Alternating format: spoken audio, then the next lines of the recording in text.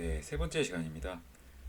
이번 시간까지가 아마 이번 시간 중간까지가 아마 이제 민간 경비 기본 이론에 대한 어찌 보면 제가 뭐 총론, 강론 나누진 않지만 그나마 굳이 이 공통적으로 개념이 부여되는 총론을 따지자면은 이번 시간의 절반 부분까지만 민간 경비의 이 총론 같은 개념이라고 보겠네요. 자, 우선 순서가 이 교재랑은 좀 다릅니다. 제가 지금 하는 순서는 교재나 출제서는 위에서 아래로 가는 게 맞지만 저는 저번 시간에 이어서 바로 하는 거기 때문에 여러분들한테 학습을 더 편하게 할 수 있도록 우리 계약 도급 경비, 우리 대한민국 도급 경비를 정제로 하고 있다. 하지만 자체 경비가 없는 건 아니다. 그러니까 경비업법에 따른 경비는 이제 도급 계약을 전제로 하고 자체 경비도 있다. 자체 경비는 경비업이라 하지 않고 자기들만의 경호원 또는 정직원이 당직 잠깐 보는 것, 뭐 그런 것도 자체 경비의 일부라 볼 수 있고요. 또 당직, 요새 건물들이나 공공기관 보면은 당직 전담 공무원 또는 뭐 방호원, 또 유퀴즈에 나왔던 거예요. 예, 유퀴즈라는 프로그램 보면은 가무실무관이라고 해서 이제 소년원에 있는 소년범들을 감호하는 그런 직책을 가진 분들도 나왔는데, 그런 것 자체가 자체 경비의 일원으로 볼 수 있겠습니다. 자치 경비의 일원으로 볼 수 있겠습니다. 이름은 뭐 방호원, 학교 전담 보안관 뭐 이런 식으로 공공기관에서는 이름을 좀 바꿔서 나오고 있거든요. 그래서 자체적으로 고용하는 경비를 자체 경비, 신분이 보장된다. 하지만 이제 우리나라 학문적으로 자체 경비와 계약 경비의 개념만 따질 때는 뭐 내가 당직자, 일반적으로 행정을 보던 직원도 당직 사무로 볼 때에는 자체 경비가 될 수도 있고요. 계약 경비는 안 되겠죠. 왜냐하면은 이제 내 건물, 우리 회사를 지키기 위해서 내가 잠깐, 어찌 보면 자경단 같은 느낌인데 업무를 잠깐 다르게 해서 돈 받는 대신에 행정 사무 보는 대신에 건물을 잠깐 지키는 거, 이런 것도 자체 경비의 일부라 볼 수 있지만, 이제 직업적으로 갈 때는 이 계약 경비와 자체 경비를 비교할 때는 가장 큰 요건은 고용 안전, 도급 계약이냐 아니면 정규직이냐, 이 차이가 있고요. 이 차이를 기준으로 하나하나 설명이 됩니다. 이제 도급 계약을 하니까 1년 단위로 계약을 갱신하거든요. 그렇게 되면은 뭐 이 사람이 1년 동안 일을 못했네. 아, 저희는 이 회사 안 쓰겠습니다 하면은 회사가 다 바뀌겠죠. 사람도 다 바뀌고요. 그래서 이 결혼이, 죄송합니다. 회사에 대한 애사심이 부족하다. 1년 동안 그 근무를 하고 또 바뀔 것에 대한 패턴 때문에 열심히 일하기보다는 뭐 하면 좋고 안 되면 말고 이런 식으로 이루어지는 시스템이 많고요. 또다시 또 고용주, 그러니까 고용주가 경비원 입장에서는 고용주가 이 도구를 맡긴 건물주가 아니라 자기 경비회사의 회장이잖아요. 사장이잖아요. 경비업자가 고용주이기 때문에 한 단계 이 사이에 있는 고용주와 시설주 둘 중에서 고용주한테 충성을 하는 게 맞는데, 계약 경비에서는 시설주가 돈을 주는데 어찌 보면은 시설주에 대한 충성심이 모자라다. 자, 자체 경비는 시설주와 고용주가 일치되어 있습니다. 시설주가 내 건물 지키려고 정규직으로 뽑은 사람이니까 고용주한테 높은 충성심을 보입니다. 그리고요, 이제 좀 조직적 차원에서 보자면요, 계약 경비는 이제 1년 단위고 계약직이기 때문에 낮은 임금과 또 사람을 즉각적으로 교체가 가능해요. 그러니까 제가 경비업자라면은 뭐 가령 A 학교라는 학교에 계약 경비를 맡고요. 또 B 경비회사에도 맡겠죠. 왜? 나는 뭐 회사를 여러 군데 할 수 있잖아요. 내 건물이 없지만 그 건물에 파견직으로 여러 명 보낼 수 있다. 그러니까 총원이 뭐 100명이다. 근데 A 학교에서 경비원을 요구하는 게 50명, B 학교에서 요구하는 게 30명, C 학교에서 요구하는 게 20명이다. 그러면은 총 100명이지만 각 장소마다 100명, 죄송합니다. 50명, 30명, 20명 이렇게 보냈잖아요. 그런데 뭐 A 학교에서 결혼이 났어요. 그러면 이제 B 학교나 C 학교에서 잠깐 데리고 올 수도 있는 거고, 또는 추가로 더 뽑아서 배치를 할 수도 있는 거고, 그렇기 때문에 인사 관리와 행정 관리에 용이하다. 언제든지 내칠 수 있고 또 데려올 수 있다. 또 이 사람이 많으면은 교육 비용이 절감되겠죠. 이게 무슨 말이냐? 한 명 한 명 찾아가서 과외를 하는 것보다 학원이 더 싸잖아요. 저렴하잖아요. 그런 것처럼 대규모 업체의 서비스로 교육 비용이 절감이 된다. 그리고 경쟁 사회이기 때문에 낙찰을 하거든요. 보통 1년 단위로 경비 회사끼리 경쟁을 해요. 우리 회사가 더 저렴한 가격에 더 많은, 더 젊고 유능한 인력을 배치해 주겠다. 이런 식으로 자기를 이제 어필하는 거겠죠. 그래서 낙찰이 되면은 이제 점점 서비스와 질이 올라간다. 전문 경비 인력이 올라간다. 제공된다. 그런 개념이 되겠습니다. 편의점이나 소규모 상점 등의 규모가 적을수록 계약 경비를 운용한다. 왜냐하면은 교육 비용 또는 뭐 경비원 복장 아니면 또 사람 관리하는 거 이런 거 다 귀찮잖아요. 그래서 편의점이나 소규모 상점일수록 계약 경비를 운영하고요. 통상 대학교나 높은 단위 큰 건물일수록 이제 청원 경찰이나 아니면은 뭐 경비 아까 말했다시피 가무실무원, 무도실무관 또 청원 경찰 아니면 또 공공기관으로 갔을 때는 방호직 공무원, 방호원 이렇게 자체 경비를 뽑아 썼습니다.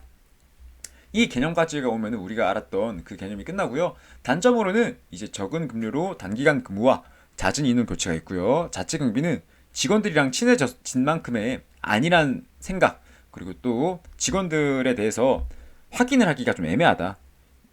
직원이 만약에 내부 스파이인 거예요. 하지만 그 사람이랑 이미 내가 친해져 있다. 그러면은 그 사람을 검사하자니 좀 그렇죠. 늘 보던 사람인데 그러한 제한성도 있고요. 또 사람이 뭐 만약에 뭐 그 사람이 뭐 병가로 쉰다. 그러면 그 사람을 자를 수 없잖아요. 정규직이기 때문에. 그래서 그 사람을 대체할 수 있는 인원을 뽑기가 애매하다. 왜냐하면은 누구든지 정규직이 되고 싶어 하지 대체 인력으로 들어가고 싶어 하는 사람은 없거든요. 그래서 그런 제한성도 있고 또 새로 채용할 시에 전문성이 있는 사람인지 아닌지 이 고용주가 보고 판단해야 되는데 고용주 같은 경우는 경비업을 운영하는 사람이 아니기 때문에 계약 경비업체의 회장보다 이 경비업자보다 전문성이 떨어지므로 떨어진 사람을 또 고용하게 되겠죠. 그리고 이제 다시 올라가 보도록 하겠습니다. 네, 올라가시면요. 이제 민간 경비 조직 및 업무로 나뉘게 되는데 여기서 중점은 조직 그리고 업무라는 단어입니다. 그래서 업무에 있어서는 민간 경비가 이런 식으로 받아들여지고 조직에 있어서는 또 다르게 받아집니다. 대표적인 예로 회계라는 말이 있으면요. 이 회계라는 말 자체가 한문 뜻 자체는 세하려서 확인한다 라는 뜻이 되지만 우리나라 기업 구조 특성상 뭐 회계를 담당하는 부서가 있으면 좋겠죠. 하지만 제가 군대 좀 오래 있었거든요. 근데 그 대대급에 편제가 돼 있었는데 회계를 담당하는 사람이 따로 있진 않았습니다. 이제 인사과라는 부서에서 회계를 동시에 감당했는데 그러면 안 돼요. 왜? 회계는 아까도 말했다시피 세알이고 확인하는 사람입니다. 그렇기 때문에 3자를 통해서 혹은 전문적인 사람을 통해서 해당 부서들이 다른 부서들 뭐 가령 총무과라든지 또는 뭐 개발과 이런 데서 돈을 마음대로 쓰는 것 아닌가 제대로 썼나 이런 걸 확인하는 게 회계팀인데 이렇게 인사팀이랑 이렇게 연관되면은 안 되겠죠. 하여튼 그러한 부분에 있어서 업무에 있어서 회계와 또 이제 경비 조직으로서의 회계가 또 다릅니다. 경비 조직은 또 뭐 경비원을 담당하는 경비업자가 회계 업무를 전문적으로 볼 수 있을까요? 볼 수 없죠. 하지만 이 민간 경비론이라는 학문에서는요. 경비 업무를 담당하는 경비원들이 회계 업무를 어떻게 보는가 라고 나와 있습니다. 통상 이제 금융시설에 있는 경비원들이 제대로 배치되어 있는가 또는 직원과 회계를 다루는 자본을 다루는 직원들이 다른 타 회사랑 유착관계가 있는지 없는지 이런 걸 조사하는 것을 회계조사라고 민간 경비 업무에서는 따로 다룹니다. 그러니까 조직에 있어서 회계팀을 따로 나누어야 되는 그 부분의 회계와 또 민간 경비 업무로서 회계를 바라보는 시선이 다르더라 이런 차이가 있으니까 여기가 이 두 개가 아까 말씀드렸던 부분이 조금 난해한 부분이었고요. 나머지는 쭉쭉 읽어 나가면 답이 풀립니다. 자, 경비 업무의 유형. 우리 한국에서는 인력 경비랑 기계 경비로 크게 나누고요. 인력 경비에서도 이제 도난, 화재, 그 밖의 혼잡을 방지하는 업무라는 말은 경비업법에서는 시설 경비를 뜻하고요. 다른 경비 업무, 그러니까 호송 경비, 또 국가 중요 특수 경비 같은 경우는요. 도난, 화재 등 위험 발생을 방지한다 라고 나와 있습니다. 도난, 화재 등 위험 발생.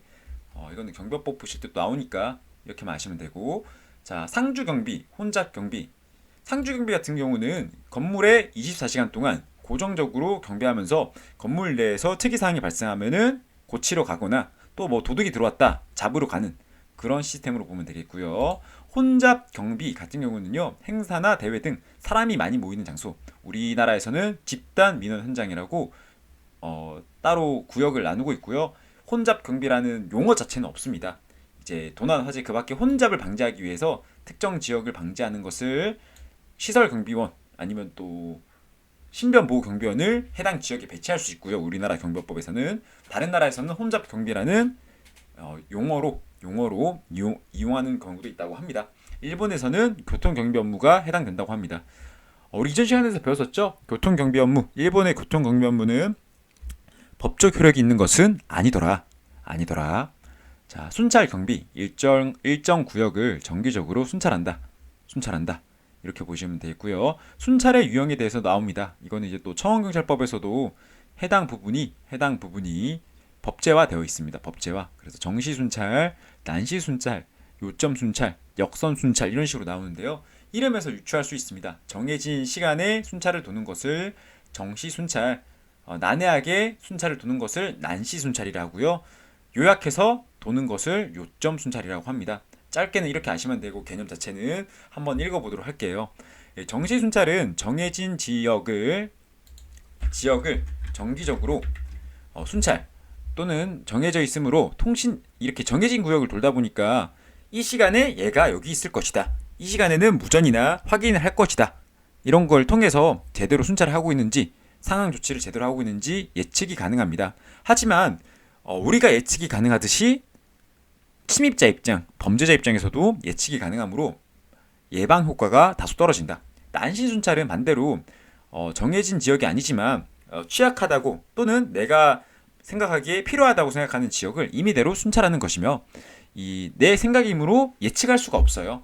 하지만 예측할 수 없는 만큼 우리 조직에 있는 높은 사람들도 우리 관리자들도 나를 예측할 수 없겠죠. 그래서 통신체계나 관리하기가 미흡하다. 반대가 되더라. 통신체계나 관리하기가 용이하면은 범죄 예방 효과가 떨어지고 낮으면은 범죄 예방 효과가 높더라. 요점 순찰은 정해진 지역 내에서 특정 지역을 요약 순찰할 수 있도록 하고 해당 지역을 반드시 순찰하도록 하는 것입니다. 이렇게만 아시면 되고요. 자, 오늘날 최첨단 방범 시스템이 있으나 기계 경비보다 인력 경비에 의존하는 추세입니다. 그러니까 지금 뭐 과학 발달하고 4차 산업이 발달한다 하잖아요. 그래도 아직까지는 사람의 대처 능력이 더 뛰어나기 때문에 인력 경비에 의존하는 추세다. 이렇게 하시면 되겠고요. 인력 경비와 기계 경비의 분류를 보도록 하겠습니다. 가장 큰 틀은 아까도 말했다시피 상황 대처 능력, 그리고 또 사람과 기계 경비의 경제적 비용, 또 체력, 사람과 기계 경비의 체력, 이렇게 세 가지로 나눌 수 있겠습니다. 자, 우선 대처 능력은 인력 경비가 뛰어나고요. 또 추가적으로 굳이 경비 업무가 아니더라도 민원 안내라든지 혹은 직원들과의 친밀도 형성, 이렇게 좀 다른 업무도 살짝 볼 수 있다. 하지만 사람이 하다 보니까 인건비가 많이 들고요. 또 현장에서 빠른 대처가 가능합니다. 그러나 현장 대처를 하다 보니까 만약에 화재 현장에 갔는데 경비원이 인명피해로 죽었어요. 그럴 수도 있고 또 야간 상황에 있어서는 피로가 점점 누적이 되겠죠. 반대로 기계경비는 이제 24시간 지속이 감시하고 체력적 제한이 없고요. 인명피해가 예방이 됩니다. 단점으로는 이제 돈이 많이 들고요. 최초 죄송합니다. 이게 설명이 애매할 텐데 인력 경비는 지속적으로 인건비가 많이 들고요. 기계 경비는 최초에 설치할 때 가령 뭐 경보기라든지 또는 지문 인식기 또는 카드 출입기 이런 거 하는 것만 해도 설치하는데 한 대 뭐 100만 원, 200만 원 하는 것도 있거든요. 이런 거를 문마다 설치한다면은 적게는 몇 천만 원 또는 몇 억까지 갈 수도 있겠죠. 그래서 최초 설치비가 많이 들고요. 이후 관리비는 저렴합니다. 큰 건물 같은 경우는 인력 경비로 경비할 때 뭐 3명이 필요하다 치면은 이제 기계 경비 업자한테 도금을 맡기면은 최초 설치할 때 1억이 들 수 있겠지만 그 이후로는 매달 뭐 50만 원, 30만 원 정도의 비용만 제출해 주면은 경비 업무가 이루어진다.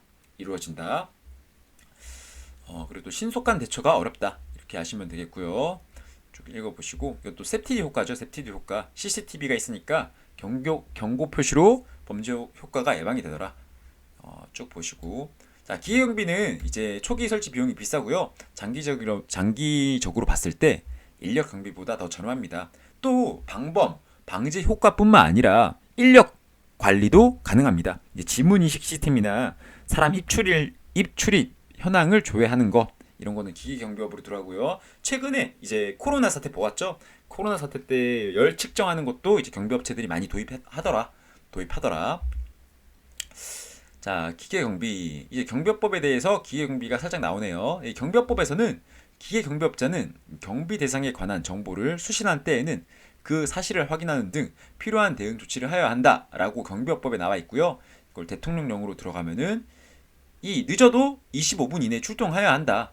약간 기계경비업자라고 해서 막 하지 말고, 가령 서울에 있는 기계경비업자가 부산에 있는 건물주한테 내가 너희 10,000원만 주면은 매달 경비 봐줄게 라고 하는 거 안 된다고요. 이제 뭐 부산에서 갑자기 상황이 발생했는데 25분 만에 출동을 못 하잖아요. 그죠? 그렇기 때문에 25분 이내에 출동할 수 있는 대응체제 15분이랑 많이 헷갈리게 나오니까 25분이라는 거 꼭 아시기 바라고. 순수 무인 경비 시스템과 혼합 기계 경비 시스템이 있습니다. 이거는 이제 로컬 경비 시스템이라고도 하는데요. 지역 경비 시스템, 나중에 기계 경비 지도사라든지 기계 경비론에 대해서 배우게 되면요.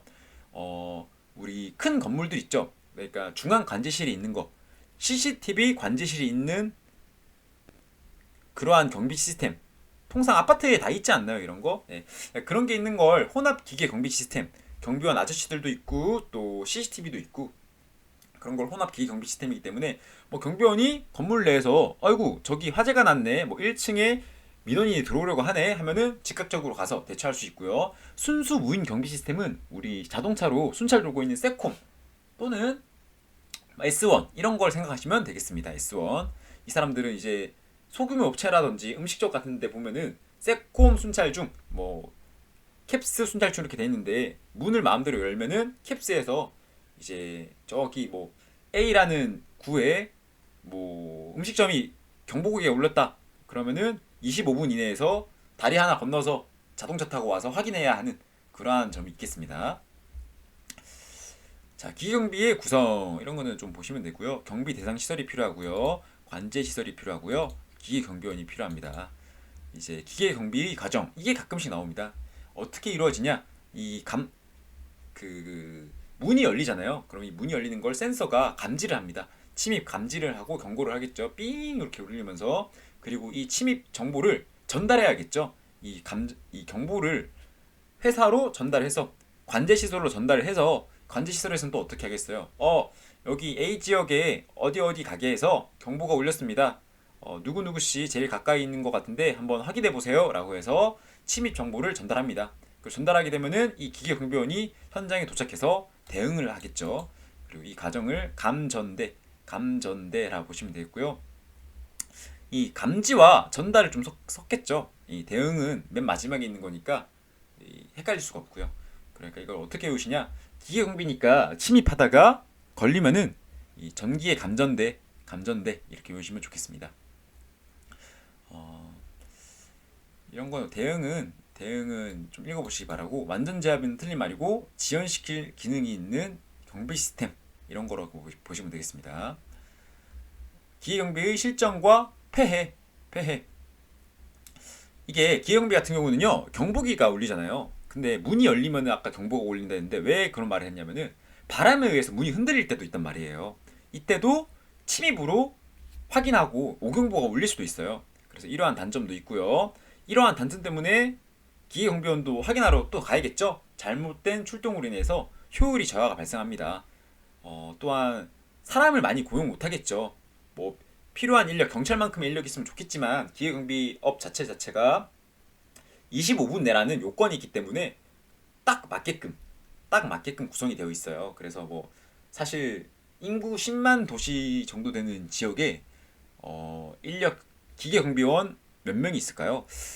한 업체에서는 한 10명, 20명 정도가 있을 거예요. 그래서 이 사람들이 돌아가면서 자기네들이 계약 맡은 건물을 확인하고 처리하는 시기이기 때문에 생각보다 이제 사람이 많이 없더라. 비용도 많이 들기 때문에 이렇게 하시면 되겠습니다. 네, 문제 한번 풀어보고 가도록 하겠습니다. 자, 137번. 인력 경비란 위에 도난, 화재, 그 밖에 혼잡으로부터 가치 있는 물건, 사람을 보호하기 위해서 인적 능력을 통해서 보호하는 경비이다. 맞는 말이고요. 자, 140번. 기계 경비의 단점으로는 범죄자에게 역이용 당할 수 있다는 점이 있지만 초기 설치 비용이 저렴하여서 향후 인력 경비를 따라잡을 것으로 보인다. 자, 앞에 지문 같은 경우는요. 영화에서 보면 우리 그 해커들이 CCTV 화면에 송출되고 있는 장면을 해킹해서 정지된 화면을 송출하죠. 자, 그리고 또 실질적으로는 물건을 훔치고요. 네, 그렇게 역이용 당할 수도 있다는 단점이 있고요. 초기 설치 비용은 또 비쌉니다. 네, 비싸고요. 추후에는 인력 경비를 따라잡겠지만 아직까지는 인력 경비가 앞선다. 그래서 X가 됐고요. 기계 경비 오경보로 인한 피해는 아직까지도 이루어지고 있습니다. 바람이 울리면 오경보가 일어난다. 142번. 기계 경비 시스템의 경보 시스템은 불법 침입에 대한 감지 및 경고, 침입에 대한 대응, 침입 정보에 대한 전달의 과정을 거친다. X. 우리 감전대로 이루어졌죠. 감지 및 경고, 그리고 또 전달의 과정, 그리고 이제 대응으로 이루어집니다. 우리나라 경비법령상 기계 경비업은 관제 시설에서 경보를 수신한 경우에 늦어도 25분 이내에 도착할 수 있는 체제입니다. 30분 내가 아니라 25분 이내에. 자, 이렇게 하시면 되겠고요. 다음 질문으로 넘어가셔서 뭐 이런 건 한번 읽어보시면 되겠습니다. 여기서 우리 코로나 때 우리 어떻게 했어요? 이제 전염병 예방 차원에서 들어오는 것 자체를 통제했죠. 그래서 의료시설 경비 같은 경우는 방문객 출입의 관리 등으로 사전 예방에 초점을 두더라. 이렇게 하시면 되고요. 자, 성격에 따른 경비 업무의 유형 이렇게 나뉩니다. 그래서 계약 경비 서비스 그리고 자체 경비 서비스 이렇게 하시면 좋고요. 아까 우리 조직의 차원에서 이러이러한 게 있더라 부분이 지금 이 파트에서 나올 것입니다. 자, 계약 경비는 도급 계약을 체결해서 경비하는 거고요. 순찰 서비스, 시설 경비, 경호 경비 서비스, 경보응답 서비스. 이 경보응답 서비스는 우리 영화에서 보면은 절도범이 들어오면은 도둑이 들어오면은 이제 책상 밑에서 버튼을 누르면은 삐 해서 경비원들이나 경찰들이 출동하는 거 있죠? 그걸 떠올리시면 되고요. 우리나라에는 없지만 사설 탐정 자체가 없지만 이 사설 탐정 서비스라고 해서 경비업이 아니라 경비업자가 다른 허가업을 내서 탐정업이 가능하더라. 다시 경비업자가 경비법상 탐정업은 못하지만 경비업자가 다른 사업자를 내어서 이와 연관하여 다른 사업자를 낸다는 게 무슨 말이에요? 예. 통상 아파트 경비업체 같은 경우는요. 경비업체 하나만 들어가는 게 아닙니다. 이제 주택종합관리업체라고 해서 미화 시스템도 같이 들어가고요. 또 전기시설 관리 시스템도 같이 들어가고요. 또 시설 경비도 같이 들어가고요. 이렇게 통상 건물에 있는 건물 관리라는 이름 하에 필요한 부분을 다 같이 보거든요. 한 사업자가. 예, 그러한 부분과 마찬가지로 이제 신변 보호 경비를 맡았으나 탐정업도 허가받은 사람이 있다면은 이렇게 지문처럼 일부 분야에서 가능하더라 이렇게 보시면 좋겠습니다. 또 군중 통제와 우리 경비업에 대해서 전문가들이니까 경비 자문 서비스가 가능하더라. 우리 자체에서 경비 서비스로 보도록 하겠습니다. 이제 기업체에서 자체적으로 경비원 뽑아서 방호원 또는 감호실무관 이런 이름으로 조직해서 운영하는 것이 되겠습니다. 비용 문제로 인해서 점차 감소하는 추세입니다. 왜냐하면 점점 호봉제도 있고 정년 보장도 해야 되고요. 퇴직금도 보장해줘야 하고 또 기업의 경영난에 발생하면은 해고를 시키기가 힘들어요. 예. 자, 경비 책임자의 역할입니다. 경영상의 역할로는 기획, 조직, 채용, 지도, 감독. 경비원들을 조직하고 채용하고 지도, 감독합니다. 또 관리상의 역할로는 예산과 재정 감독, 직원 교육, 훈련 과정의 개발, 타 부서와의 협조. 문제는 어떤 식으로 나오냐? 자, 자체 경비 서비스에서 경비 책임자 역할로 옳지 않은 것은 1번 관리상의 역할. 경비 책임자는 경비원을 채용하고 지도 감독하며 이 경비 조직을 기획하고 운영한다. 이런 식으로 나오면은 틀린 말이겠죠. 네, 관리상의 역할이 아니라 경영상의 역할에 관한 설명으로 이렇게 섞어서 구분을 할 수 있도록 나온다. 자, 범죄 예방 역할, 경비원 감독, 순찰, 경비원 안전, 감사, 경보 시스템, 정보 울타리 점검 등. 조사상의 역할, 아까 맨 처음 말했던 건데요. 맨 처음 말했던 건데요. 이 회계 같은 경우가 경영상의 역할이 아니라 따로 살펴보고 확인한다라는 뜻이기 때문에 조사상의 역할로 들어가더라. 그리고 또 일반 경찰과 소방서의 협조, 문제 확인 등이 있겠습니다. 아까 드렸던 부분이고 문제 몇 개만 풀고 넘어가도록 할게요. 자, 자체 경비는 오랜 기간 근무해서 다른 부서 직원들과의 친밀감이 형성되어서 효과적인 직무 수행을 실시하지 못하는 경우가 있다. 맞는 말이고요. 자체 경비원은 오랜 기간 회사의 경비부서로 근무를 하여 회사의 운영, 매출 인사에 관하여 지식이 높다. 자, 이거 아까 경비업에 대한 전문 지식은 누가 더 높아요? 경비업자가 더 높죠. 하지만 우리 회사에 관한 정보는 자체 경비원이 더 높더라. 이렇게 회사의 운영, 매출, 인사 등 회사에 관한 정보는 자체 경비원이 더 높다. 계약 경비는 고용주를 의식하지 않고 자신의 소신껏 경비 업무에 전념할 수 있는 장점이 있다. 자, 이거는 좀 일단 지문 자체는 기출 지문 자체는 맞는 지문으로 나왔습니다. 근데 저는 이거를 좀 옳지 않다고 보는 게 왜냐면은 고용주라고 하면은 경비업자를 말하는 건데 경비업자는 이제 지도 감독할 수 있거든요. 경비 지도사를 통해서. 그래서 경비업자를 의식해야 하지 않나라는 개념이 있고요. 여기서는 이 계약 경비의 고용주는 개념 자체를 시설주로 보았나 봐요. 그러니까 돈 주는 사람을 고용주로 보았나 봐요. 이게 한 8년 전 기출 지문으로 알고 있는데 이러한 지문도 있었다 아시면 되고요. 지금은 더 명확히 구분하자면은 이제 고용주라는 개념보다는 시설주라는 개념이 나와야겠죠. 경비 자문 서비스는 전문적 경비 지식을 갖춘 경비업체의 자문을 얻는 서비스로 계약 경비 서비스의 한 부분이다. 맞는 말입니다. 5. 자, 여기까지 왔으면 2절 민간 경비의 실시 과정입니다. 이 앞에 부분까지가 우리 민간 경비에 대한 총체적 이론이라면은 이제부터는 이제 좀 구분을 짓는 분류형과 좀 많은 벽들이 우리를 기다리고 있습니다. 그리고 시간도 많이 안 남았네요. 한번 빨리 가보도록 하겠습니다. 자, 이제 암기사항부터 바로 가보도록 할게요. 이거 한 2문제 한 문제 나오는 거거든요.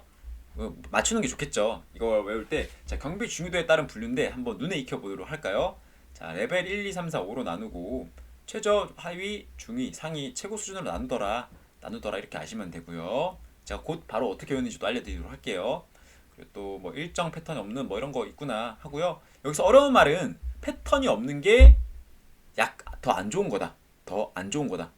죄송합니다. 패턴이 없는 게 더 좋은 거고요. 패턴이 있을수록 알아내기가 쉽다. 그러니까 순찰 코스를 패턴이라고 볼게요. 순찰 코스가 정형화되어 있어요. 1시간마다 정해진 구역을 돈다. 아까 우리 정선 순찰 말했죠? 취약하더라. 하지만 패턴 없이 자기가 원할 때 원하는 시간에 랜덤하게 돈다. 이러면 전혀 예측이 불가능하니까 더 살펴보기가 편하더라 하시고요. 예. 여러분들 암기하실 때 두문 따서 외우는 것도 하나의 요령이고 없는 내용을 억지로라도 스토리 연상해서 외우는 것도 하나의 요령이고요. 이제 여기서 나오는 거는 도표를 외우는 게 하나의 요령으로 나옵니다. 도표라고 하면은 무엇을 말하느냐? 아까 이 표 있죠, 표. 여러분들 이 표를 이제 외울 거예요. 근데 막 외우면 당연히 힘들죠. 힘들고 이제 포인트가 있습니다. 우리 첫 번째 5가지로 나눠진다 했죠? 그럼 1, 2, 3, 4, 5 이렇게 외우시면 돼요. 자, 단계가 이렇게 나눠져 있구나 해서 얘는 뭐 레벨 1, 레벨 2, 레벨 3, 레벨 4, 레벨 5 이렇게 나오고요. 제일 위에 있고 제일 아래에 있네요. 자, 얘가 최고 수준, 얘가 최저 수준 이렇게 외우시고요. 얘는 뭐 상중하로 나뉘겠거니 자, 이렇게 외우시면 됩니다. 뭐 저레벨, 하위 레벨 뭐 이 정도로만 외우시면 되고요. 자, 그리고 이제 여기서 대상 건물을 외워야 되거든요. 대상 건물. 이 레벨 난이도별로 어떠한 대상 건물들이 있는지 외워야 되는데 저는 하나만 외웁니다. 저는 이 중자에 있어서 얘만 외웁니다. 얘가 대규모 상점이구나 정도만 외웁니다. 대규모 상점. 나머지는 여기에 다 끼워 맞춰요. 해서 대규모보다 한 단계 아래 낮은 게 뭐다? 소규모 상점 들어가고요. 얘보다 한 단계 더 높은 거는 이제 최근에 코로나 있죠. 코로나 같은 이제 뭐 제약회사 코로나 때 약 백신하는 거, 백신 수송하는 거 보셨어요? 거기에 군인들이 몇 명 붙고 경찰들도 몇 명 붙어요. 실제 무기를 가진 채로. 보니까 좀 놀랍긴 했는데 그런 것처럼 이제 제약회사 아니면 뭐 대기업의 제조회사 뭐 이런 게 들어가겠고요. 회사 기밀을 지켜야 하니까 최고 수준은요. 또 일부 교도소도 들어갑니다. 일부 교도소. 여기는 이제 최상위 교도소. 또 국가 전문시설 이렇게 나뉘고 여기는 일반 문, 보통 출입문. 여기는 뭐 일반 창고. 여기 뭐 대규모 창고. 뭐 이 정도로 되겠네요. 그래서 일단 기준은 여기 대규모가 중자더라. 1, 2, 3, 4, 5 쓰시고 항상 이렇게 1, 2, 3, 4, 5 쓰시고 뭐 이렇게 대대 이렇게 쓰셔도 되고요. 3대대다. 난 3대대 나왔다. 군대에 있어서 3대대 나왔다. 뭐 이렇게 외우셔도 되고요. 대대 쓰시고 여기가 최저고 여기가 최고더라. 그리고 또 자꾸 취저라 나오네요. 취향 저격도 아니고 최저라 쓰시고요. 여기는 이제 상, 중, 하 이렇게만 쓰면 표 다 외웠어요. 나머지는 끼워 맞추면 되고요. 여기서 또 추가적으로 일정 패턴 없는 여기도 일정 패턴 없는 자, 패턴이 없을수록 더 어려워지는 거라 그랬죠. 이거는 완전히 없는 이렇게 외우면 되고요. 이 두 개만 외우고 뭐 이 정도는 그냥 다소 없는 패턴이 없는 정도. 패턴이 없는가요? 이렇게 저는 뭐 이런 식으로 외우는데 이 두 개는 저도 지금 자신이 없거든요. 근데 이 정도가 떠오르네요 당장에. 이 정도만 외워도 문제는 다 풀 수 있습니다. 하고 대부분의 패턴이 없는이라고 하네요. 대부분의 패턴이 없는. 자, 이 정도만 외워도 편하다. 이 편은 다 외웠으니까 위로 올라가 해보도록 하겠습니다. 자, 민간 경비의 실시 과정 순서가 나옵니다. 그래서 우리 계조준이란 말 기억하시나요? 계획화, 조직화, 준비. 계조준 이게 여기서도 똑같이 나와요. 근데 여기는 계획화 전에 계획을 하려면은 정보를 알아야겠죠. 그래서 진단이라는 말이 나옵니다. 그래서 진계조라고 해서 진단, 계획, 조직화 그리고 또 추가적으로 실시 이 준비된 거를 실시하고 평가를 여기에 사라진 거겠죠. 이런 게 이건 학자마다 주장하는 게 다르니까 하고 실시 평가를 해서 환류 이 평가된 부분을 다시 반영해서 다시 경비를 계획하겠다. 환류 자 이렇게 하시면 되겠습니다. 자, 이 경비 요소 조사와 경비 위의 분석이 있는데요. 이 요소 조사를 먼저 해야지 위의 분석을 할 수 있겠죠. 그래서 경비 요소 조사가 좀 더 아래 나오거든요. 경비 위의 요소의 분석 단계. 이거는 이제 경비 요소가 위의 요소가 무엇이 있는지 인지를 해야 합니다. 모든 요소를 인지해야 돼요. 모든 위험 요소를. 그리고 이 위험 요소에 따라서 손실 발생 가능성을 척도화합니다. 그러니까 뭐 도둑이 들어올 수 있는 확률도 있고요. 불이 날 수 있는 확률도 있고요. 또 폭행 사고가 말릴 수도 있고요. 또 낙상 사고 뭐 이런 거 위험 발생 척도. 일반적으로 중대 범죄가 더 발생 가능성이 적겠죠. 하지만 자 이렇게 척도화해서 얘가 자주 나오고 얘가 자주 나옵니다라고 해서 위험도를 또 평가합니다. 그러니까 이 여기서 가능성과 위험도 평가가 순서대로 이루어지고 나서 비용 효과를 분석해야 되거든요. 이게 무슨 말이냐? 뭐 가령 폭행 사고가 10건 일어나는데 그 중에 하나가 폭행치사, 즉 사람의 목숨을 가져갑니다. 자, 그러면 따로 구분했을 때는 폭행 사건 9건, 살인 사건이 1건이 된 거잖아요. 1건. 그럼 무엇이 더 자주 발생하느냐라는 말에는 폭행 사고요라고 말을 하겠죠. 하지만 여기서 위험도 평가를 할 때 폭행이 더 위험할까요? 살인이 더 위험할까요? 살인이죠. 예, 그래서 폭행 사고 하나당 배상금이 뭐 100만 원이다. 살인은 1억이다. 라고 했을 때 살인은 한 번밖에 안 일어났지만 1억이라는 비용이 들어가고요. 폭행은 9번이나 일어났지만 900만 원밖에 안 되는 이러한 차이점이기 때문에 비용 효과를 분석해 보니까 살인부터 막는 게 더 급선무겠다. 그래야지 더 저렴하겠다라고 해서 이제 경비를 위의 요소를 분석이 끝났고요. 이 위의 요소 분석에 따라서 이제 이 계획을 제대로 짭니다. 그래서 이 순서가 어디 갔지? 아이고 순서가 여기 있습니다. 경비 계획을 수립합니다. 그래서 경비 문제 인식, 경비 목표 설정, 그리고 경비 요소 및 위의 분석. 자 여기까지 오겠죠. 여기까지 와서 아까 말씀드린 요소 분석 그 부분이 이 3단계 여기에 들어가는 건데 이 3단계가 끝나고 나야지 이제 대안을 비교하고 최종안 선택하고요. 실시하고 평가해서 또 환류를 합니다. 비슷비슷한 두 문입니다. 두 문이고요. 자, 우리 이거 위에 요소 같은 경우는 이제 하나하나 살펴봐야 합니다. 하나하나. 여러분 하나하나 살펴보라 할 때 눈으로 보고 손으로 보고 만져보라 막 이런 말 하죠. 그래서 저는 이걸 어떻게 해오냐? 손발 가능성을 포인트로 합니다. 그래서 손발 가능성. 인지는 제일 먼저 우선순위로 간다는 걸 여러분들이 기억하거든요, 쉽게. 그래서 손발 가능성, 평가, 비용 효과 분석. 손발 가능성, 평가, 비용 효과 분석. 꼭 이렇게 두 문으로 다 외워야 돼요? 아니요. 이 두 문을 바로 외우지 말고요. 이 문제 지문을 봤을 때 떠올릴 정도만 되면 된다. 예. 이 사지선다를 또 줄 거기 때문에 섞어 놓겠죠. 섞어서 나올 겁니다. 분명히 위험 요소의 인지와 뭐 경비 위험도의 평가, 손실 발생 가능성 순으로 이루어진다. 이렇게 나오면 틀린 말이 되겠죠. 손실 발생 가능성은 위험의 인지 이후에 척도화시키는 개념으로 일어나야 하니까. 자, 또 추가적인 문제. 여기서 보시면은 종합 경비 시스템이 구축될 필요는 없다. 이런 식으로 말장난이 나오거든요. 그래서 경비 위험도 평가에 대한 개념 정도 아시면 되고요. 또 이 개념을 손실 발생 가능성과 두 개 섞어서 낼 수도 있다. 그래서 서열화 시키는 거, 척도화 시키는 게 손발 가능성, 그리고 경비 위험도의 평가는 종합 경비 시스템이 설치되도록 손실을 예방할 수 있도록 설치되어야 하고요. 비용 효과 분석은 반드시 이것도 생략할 수 있다. 뭐 이런 식으로 나오거든요. 반드시 실시합니다. 반드시 실시 하고 이러한 요소가 있다면은 이제 경비 계획을 짤 수 있겠죠. 경비 계획을 짜러 와서 이제 이 경비 계획이 우리 최종 목표가 경비 계획이 되어야 될 거 아니에요. 경비 계획을 짜기 위해서 경비 요소를 분석하니까 그래서 목표를 위해서 분석한다.